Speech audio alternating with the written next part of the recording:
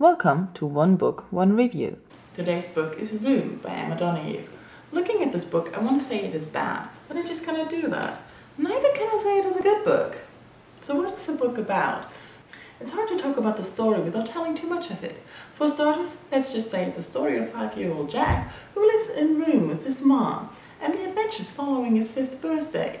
When Jack was 4, he thought he knew the world, but with 5, everything has changed. Jack is the narrator of the story. The reader only gets his point of view in his voice, that of a 5-year-old. In general, I like this practice, keeping the narrator voice true to the narrator instead of just writing from his viewpoint. But reading this book, I never felt completely comfortable with the language he uses. It got on my nerves pretty soon. Later, I discovered why that is.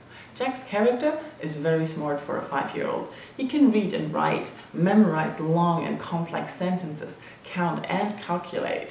But Emma Donoghue gives him bad grammar to show it is his voice.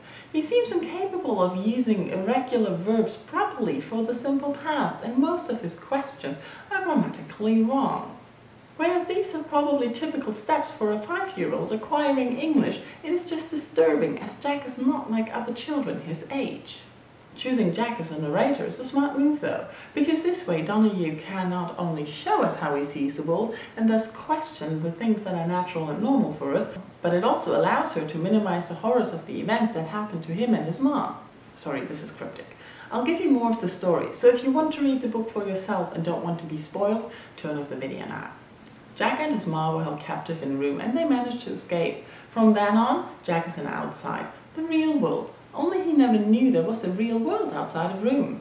For him, Room was the world, and everything in it were the only real things that existed. Now he has to readjust his worldview and deal with other people. That's not always easy for him, and sometimes he doesn't understand everything. This is one of the aspects why I cannot say that the book is all bad. Our world and actions are questions, giving the reader a lot to think about. Unfortunately, the whole thing is rather boring. The story appears to be a mere backdrop for these social and philosophical observations. Jack's mom is another story. She was locked up and abused for 7 years. Jack doesn't really understand what has happened to her and why she doesn't miss Room like he does, but he registers her behavior and thus conveys a lot of her emotional distress to the reader.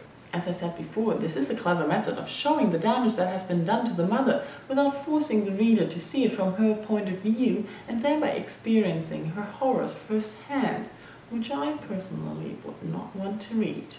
As you can see, I'm a little torn here. Looking at what the book has to say, it has potential to start interesting discussions and reflections of our own life.